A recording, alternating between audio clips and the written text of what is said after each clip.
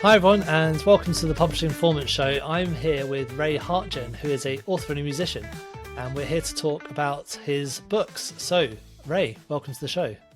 Thank you so much, Teddy. Thanks for having me. I appreciate the opportunity. Great. No, it's good to have you. Now, you've written your book, Me, Myself, and My Multiple Myeloma.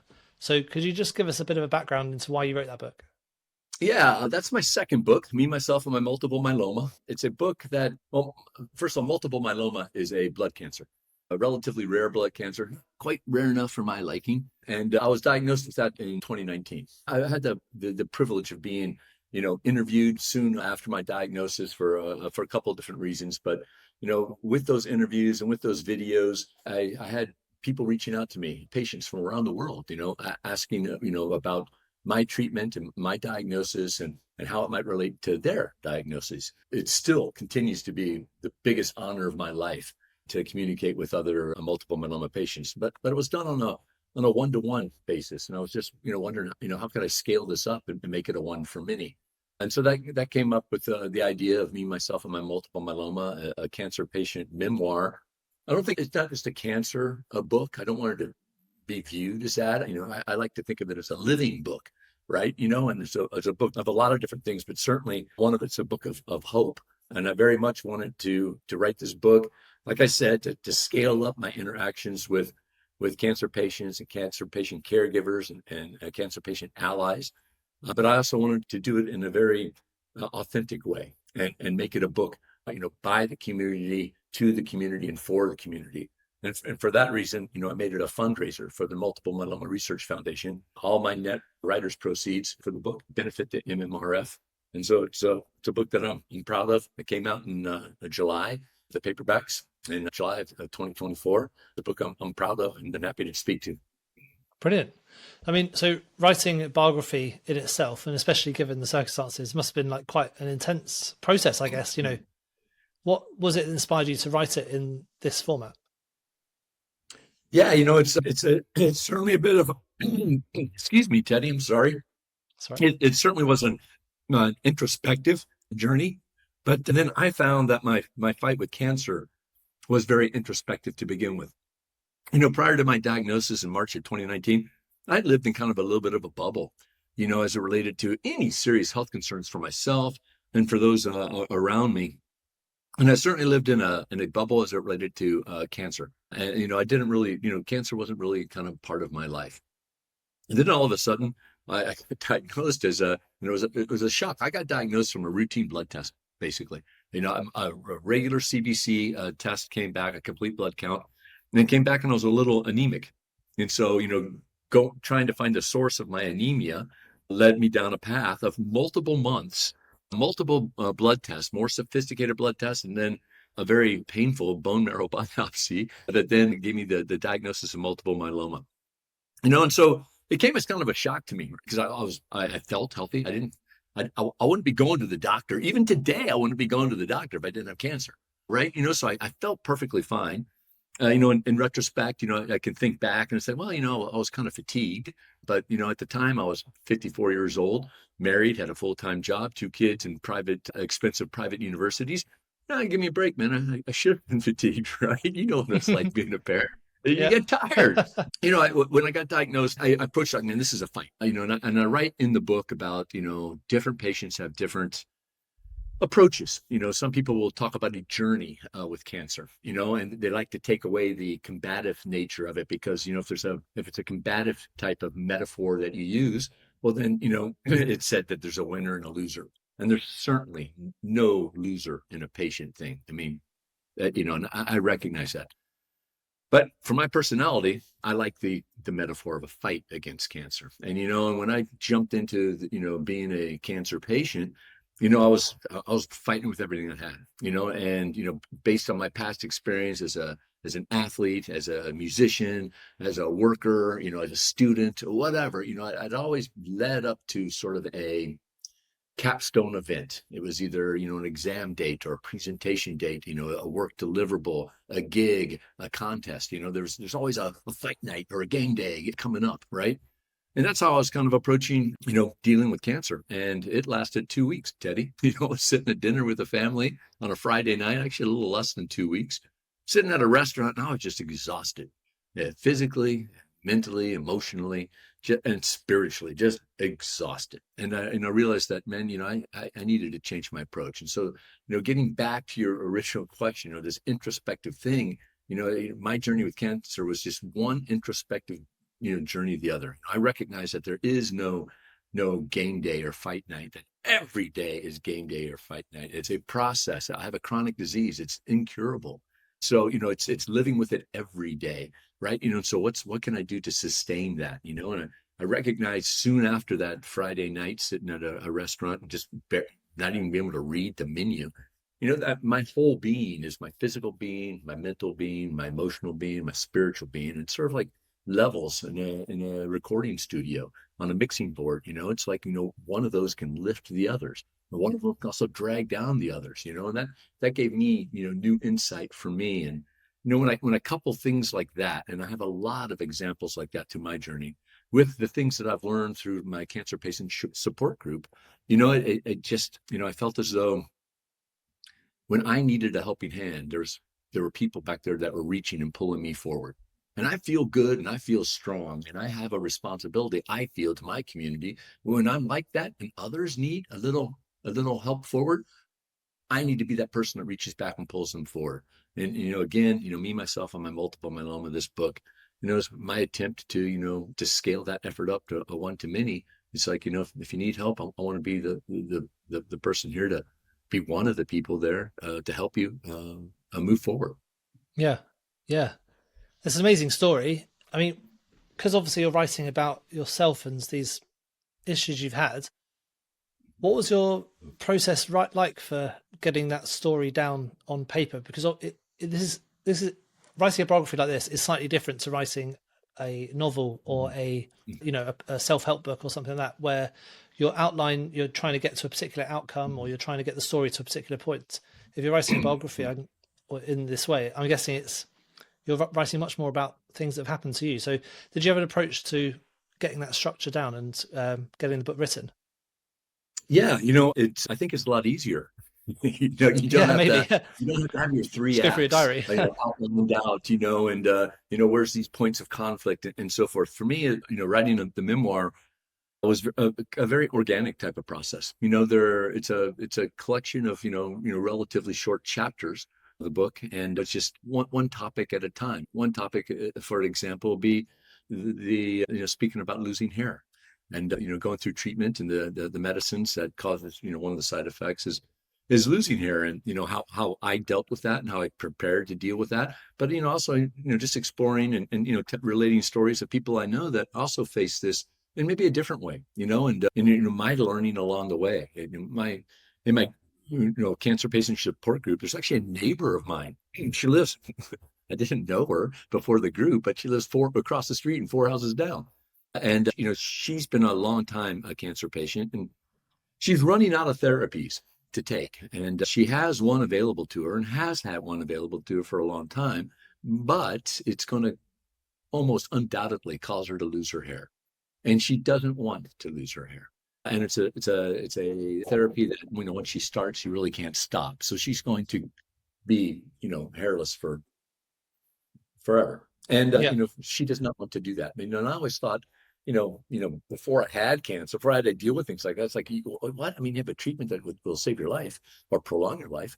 Why won't you do it? But it's different for a woman. I've learned. You talk to them. It's if a man doesn't have hair, it could be for a whole bunch of reasons, from fashion and style to hereditary or what have you. And it's as society, you kind of look at them as just being normal. But if it's a woman without hair, then you immediately fall into like, oh, she must be sick. She's there's a reason for it. And cancer patients, a great deal of them don't want to have that stigma with them. They don't want the first thing that people to think about is your disease. And our disease as patients certainly are part of us, but it's not the only part of our identity. So now I can relate to her just a lot better. But for me, the stories are kind of easy to come about, because I can just pick up a topic an explorer, a topic about being disabled, a topic about, some of the things that cancer has given me. And I think that's one of the things that I think surprises some readers.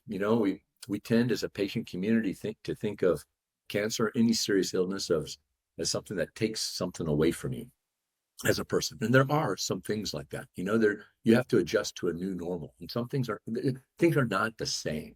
But when I think back to where I was before March 11th, 2019, I was a husband, a father, a son, a brother, an employee, a bandmate, a boss, all these different roles I had, Teddy. And with each one of those roles, I had accountabilities and goals and responsibilities and things I wanted to achieve. And you know what? On March 11th, 2019, when I got diagnosed, I was still a father, a husband, a son, a brother, a boss, a bandmate, and all I had all those same roles. And I still had those same things I wanted to get accomplished. But, I have new ones now too. In the last 5 years, I'm now a fundraiser for the MMRF and other cancer charities. I'm a cancer patient advocate. I've added new roles. Cancer has given me an opportunity to add meaning to my life, particularly changing my focus from, maybe all about Ray to being in service of others. Yeah, of course. And another string to your bow is you're also now a writer as well. So it's something that you might not have even done had you not gone down this journey. Absolutely. I've always, maybe not always been a writer, but I've always been a storyteller throughout my career. And being in marketing, I've created, more than my share of marketing collateral content. But, being a musician, I'm always looking for a little saying to put on the back of a t-shirt so we can make more money at gigs. And, soon after being diagnosed with cancer, I did an exercise that I as a facilitator, have facilitated this exercise for hundreds of people. And it's a basic timeline exercise. And if you're unfamiliar with it, Teddy, and you listeners out there as well, it's really quite a simple introspective exercise. You just take a blank piece of paper. Actually, you don't need a piece of paper. You can do it in your mind. And you just draw a horizontal line from left to right across the paper or in your mind. And the far left-hand side, you make a tick mark, a hash mark. Far right-hand side, you do the same thing. So that the hash mark on the end of that timeline that you drew, that represents your birth. And then the right-hand side, that represents your death. And then you just kind of take a moment and think, where do you feel that you are on your timeline?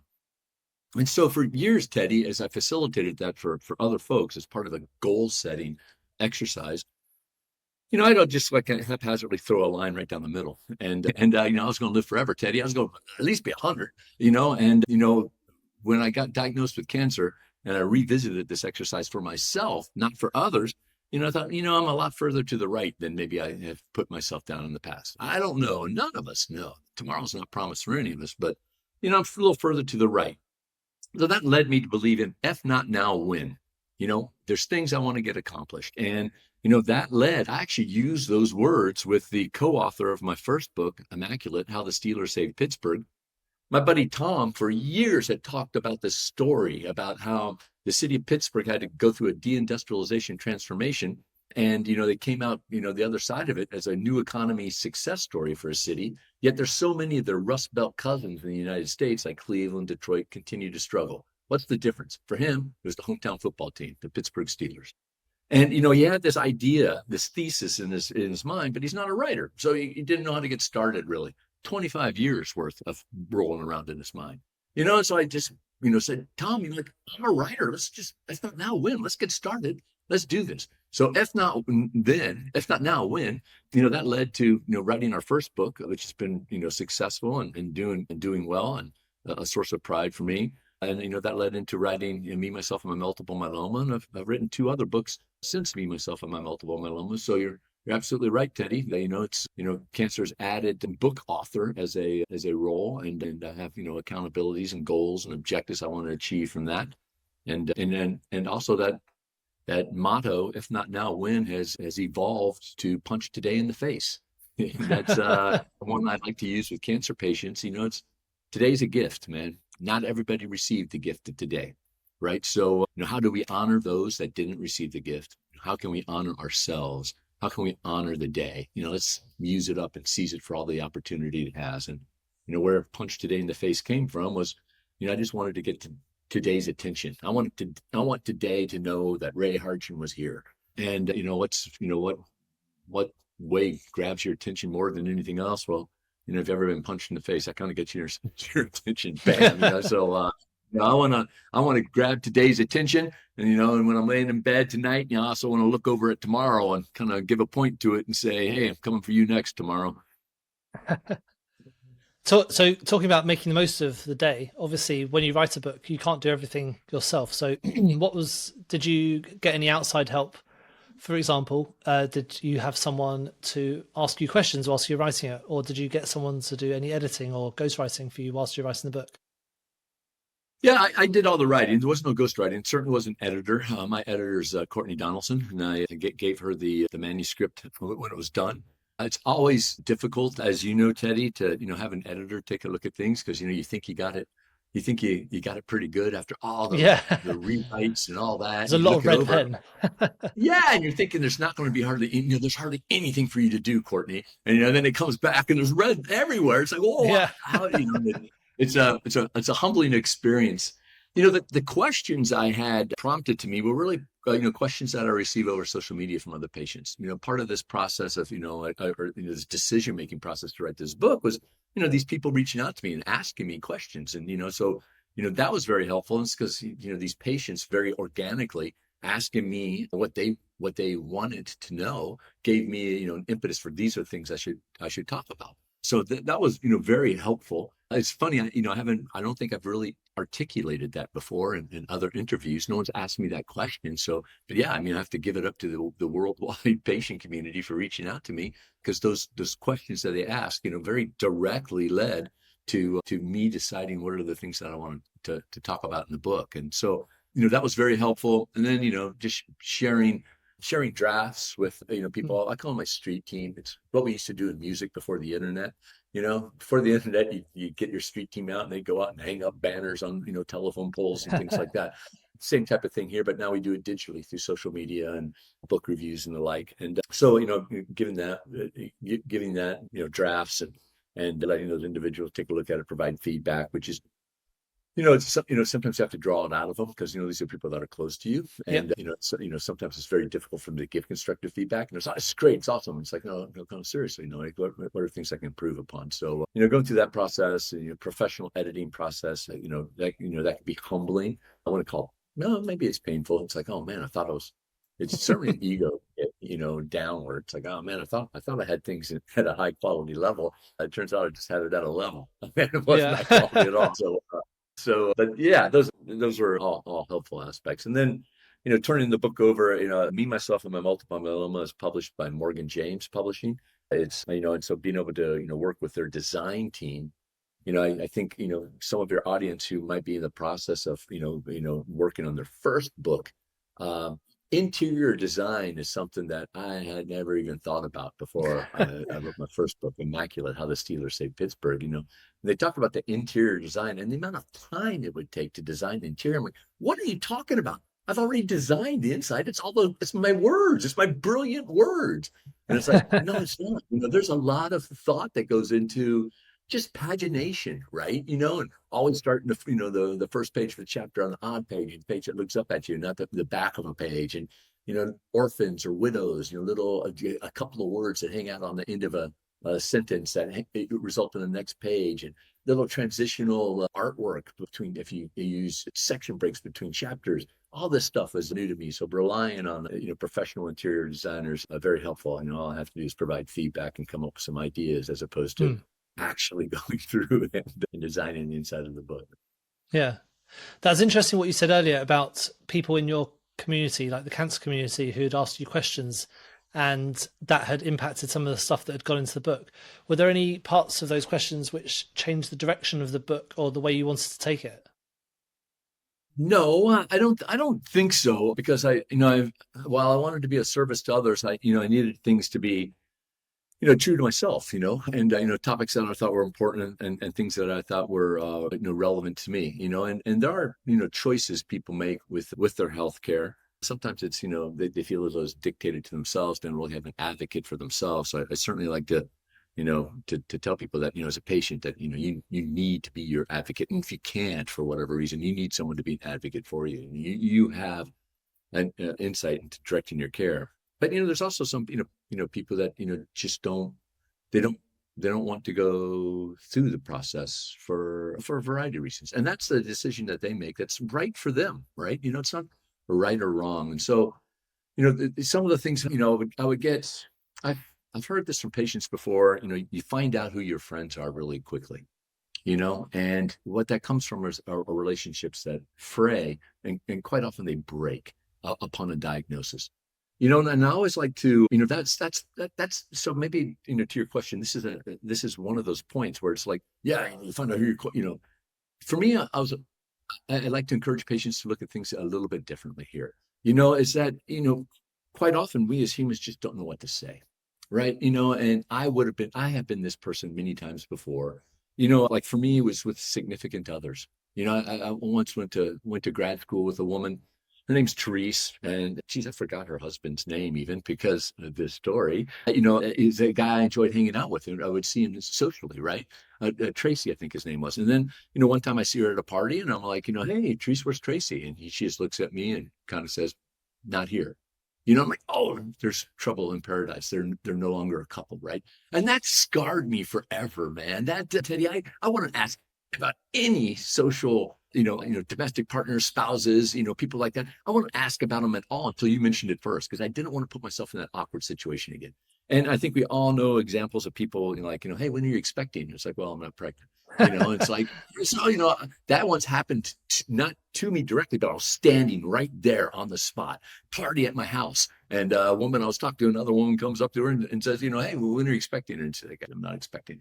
And that scarred me. I was just listening to the conversation. And so I would never ask questions about it. And so these are two examples about like, hey, man, I don't know what to say. So it's better not to say anything at all. And, sometimes as cancer patients, we think about it all from like our perspective. Like, man, I've got cancer. But, I don't know what's going on in your life. So you have not called me. Of my diagnosis from whatever reason, but you haven't called me. That doesn't mean you don't care. You've got other stuff going on in your life. I don't know what that is. And also, maybe you just don't know what to say, right? And I think I would have been in that case, prior to my diagnosis. If someone's, close to me and I don't know what to say, so I'll call them tomorrow. I'll figure it out. And then tomorrow leads to the next week, and then leads to next month, the next year, and then you find out who your friends are, and I'm like, give them a bit of a break, maybe they're not friends of yours, right? But they were friends of yours at one time, right? And there must have been a reason for that. So, give them a break. And it's a difficult conversation. And you know what? It's every bit as difficult for the patient to say something like, hey, Teddy, we haven't spoken in a while, and I don't really know what that reason is, but I'm hoping that maybe we can get to this, maybe a difficult, 15, 20, 30 seconds, and then we get back to, our friendship. And that's exactly the same type of thing I recommend to people who don't know what to say to the patient. Geez, Teddy, I don't know what to say. Yeah. So I want to start there, and hopefully we can kind of work this out together, because I want to be there. I love you. I care for you. And I want to be supportive of you. So, I guess the book doesn't, those questions that I got out in social media and the like, things that I hear from, other patients and support groups, guide, what are the messages that I want to give. Yeah. Did you find that once you started writing the book, that more people who maybe you hadn't spoken to in a while wanted to speak to you about like the book itself? Yeah. And, and if they read the book, I kind of give them permission. It's like, yeah, if you haven't spoken out, that's fine, man. That's you. And it's okay. And I'm doing my thing, and that's okay too. But, if you ever do want to reach out to me. And of course, nothing stops me from not reaching out and talking to people that I haven't spoken to in a while either. It's just not, if you want to connect with people, you just don't sit back and wait for the phone to ring. The phone works both ways. Yeah. So yeah, there were people that, that like, hey, I just didn't know. I just spoke to a good friend of mine last week, and we hadn't spoken in years. And part of it was, he has now been diagnosed with cancer, prostate cancer, and he feels guilty that he didn't reach out to me. And, even, as a patient, and a new patient, I'm like, dude, it's fine. It's okay, man. You have stuff going on. I've got stuff going on, and don't feel guilty about it. Let's celebrate the fact that we've connected today. And, let's talk about you and, how I can be of service to you. Yeah, definitely. Now, when it came to your books, like this book and also your other book, about the Pittsburgh Steelers. Now, what did you have any particular approach to getting the word out there about the books? Did you do any particular marketing tactics which really helped? Yeah, excellent questions. In today's publishing, world, writers are responsible for the marketing and promotion of their books. And, unless your name is Stephen King or something like that, particularly in the nonfiction area, a large publishing house will publish nearly 20,000 nonfiction books a year. When you think about that, it's like, that's a staggering number of books, and that's just from a large publishing house. That doesn't include all the self-publishing and things like that. So it's definitely an aspect you have to do. At Morgan James Publishing, the publisher of 3 of my 4 books, the founder of that company, David Hancock, his mentor was Jay Levinson, the guerrilla marketing guy. And they've created a lot of guerrilla marketing books together, including guerrilla marketing for authors, for writers. And a lot of those marketing techniques are free. But the basic foundation of guerrilla marketing is relationships. Don't worry about sales. You'll get to that. Build a relationship first. Get customers that are just, relationships. And you think about that, the books will come. And the best way of selling books are word of mouth. I think product reviews is good for any product, and certainly for a book. And also reviews help trip algorithms, suggestive algorithms. So, if we'll use Amazon for an example with, customers who looked at this, also looked at that, or bought this, also bought that. But you need reviews to trigger some of those. So it's really important when a book launches to have your digital street team that I referred to earlier. It's like you give them copies of the book and say, give me your authentic review. I don't like pandering for 5-star reviews. I think that's not authentic, and it doesn't help anybody in the long run. It's like, if I give you a book, Teddy, I want you to give me your authentic review, but it's helpful for other readers, right? And you try to get through on Amazon, particularly, you try to break through number 30, right? Another marketing tool that's really important is pre-orders, and getting the number of pre-orders out there, particularly in the United States. We don't have a whole lot of big bookstores anymore, but the biggest bookstore would be Barnes & Noble. Barnes & Noble has locations throughout the country. And if you can get pre-orders above 300, that's a trigger to Barnes & Noble to put your book in all of its locations, right? So that's a number to shoot for, and that's difficult to achieve. Now, if you're Stephen King or, some well-established author who's going to sell millions of copies, that's not very difficult at all. I mean, you buy it out of trust. It's like, Teddy's got a book coming out. He's a superstar writer. I'm definitely pre-ordering it because the first day, it's going to be delivered to me. That doesn't work when the author's name is Ray Hartjen, right? You got to go out there and scramble for that, right? So during that pre-order window, what can you do to get pre-orders as high as possible? Which is kind of, it's one of the things that an author might struggle with, because you also have books to sell, and there's no higher margin on a book than a book that you sell. This copy of Me, Myself, and My Multiple Myeloma I'm holding in my hands, I mean, that costs me just a couple of dollars, but if I can sell it for $18, I'm making more money than I am through a retailer where, my royalties will be $1 or whatever, So I think for a lot of authors, it's, geez, I don't want to do pre-orders. I'd rather just sell books out of hand. It's a short-term approach, right? So, book reviews are important, pre-orders are important, and then, rounding up, very consistent presence on social media, just, spreading the word, trying to build communities with people, whether it's, an Instagram community about you, the writer, or about the book. I basically have both on all my social networks. Like Immaculate, How the Steelers Saved Pittsburgh. There's a Facebook page for that book. There's a Instagram page for that book. So same with Me, Myself, and My Multiple Myeloma. So building a community through the book or through you as an author, and just engaging with your readers. There's one thing I really like, and I like this exploration aspect of it. There's a writer I know here in the States. His name is J.C. Hutchins.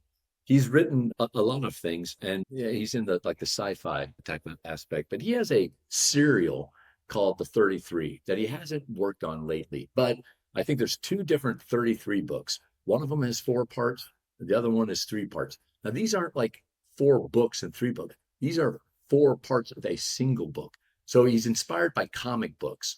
And so, what he does is write, the first part of a 4-part book, put it available for sale for $1.99, knowing that it's a 4-part series. This is an $8.99 book or what have you.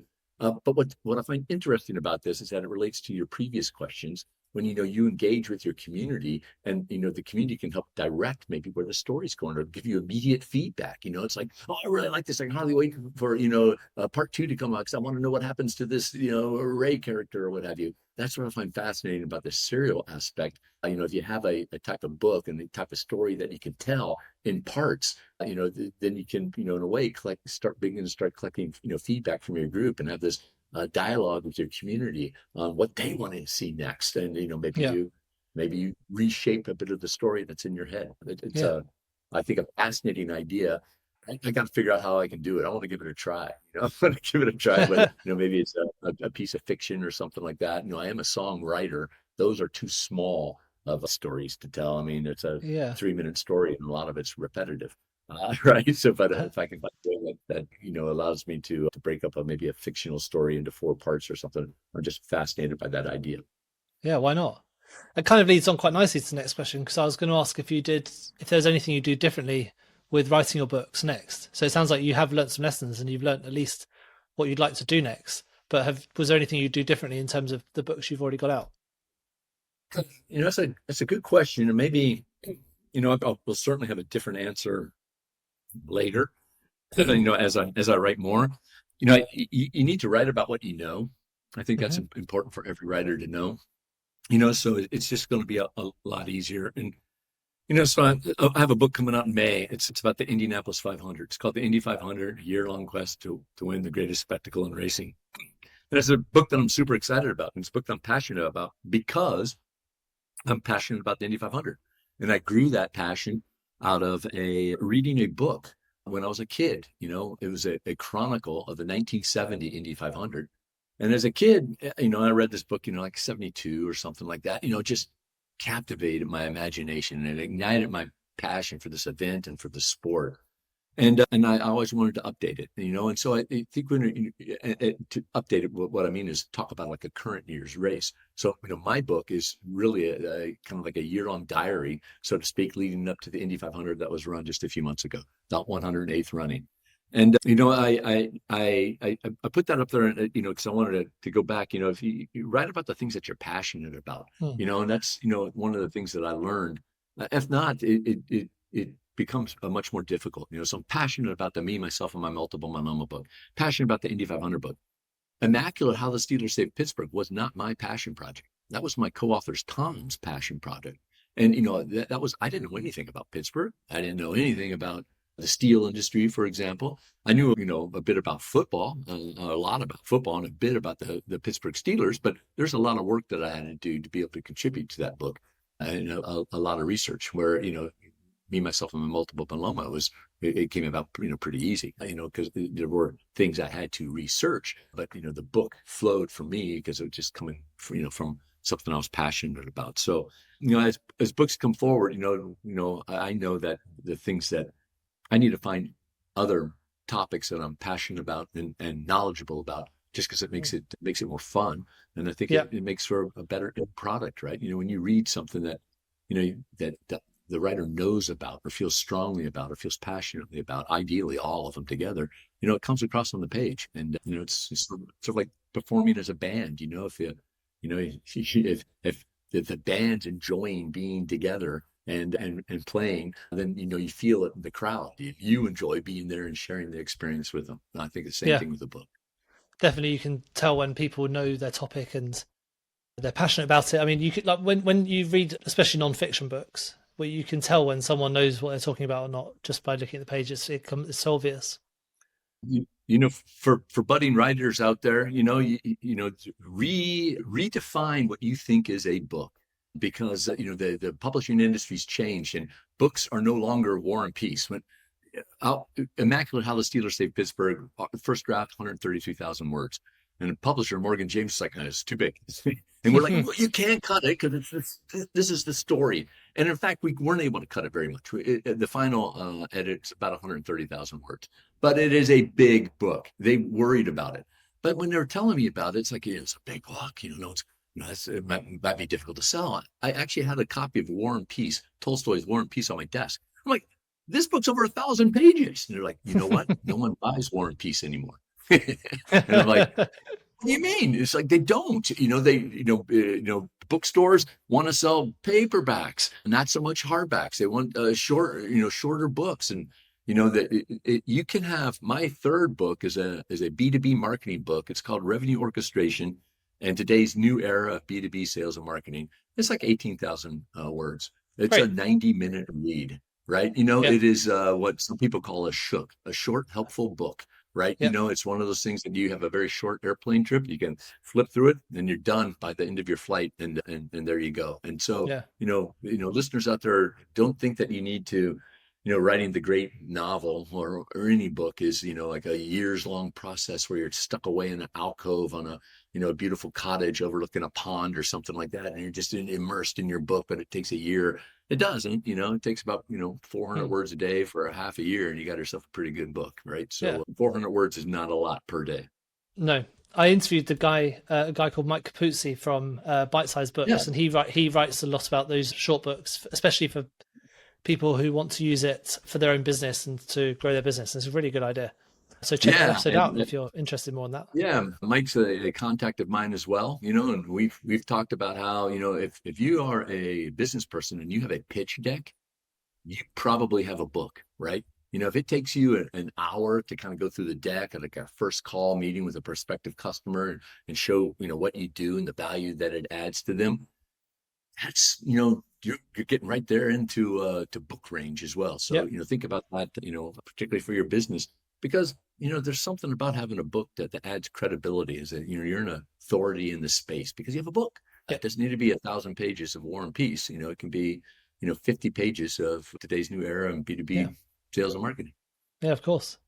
Now, just for the last question, I just wanted to go back to this idea of writing books that are kind of biographical and about your own story, because I think it is quite different to some of the other people we've spoken to. So do you have any just short tips for people who are thinking about writing either their first biography about themselves or about someone else? Yeah, you have to be honest, and sometimes you don't want to be, right, but if you are writing about yourself, you just can't paint it as a how great you are. It needs to be full frontal nudity for who you are as a person, and so that might be a bit of a challenge, but be honest with yourself, because your readers are going to want to expect that.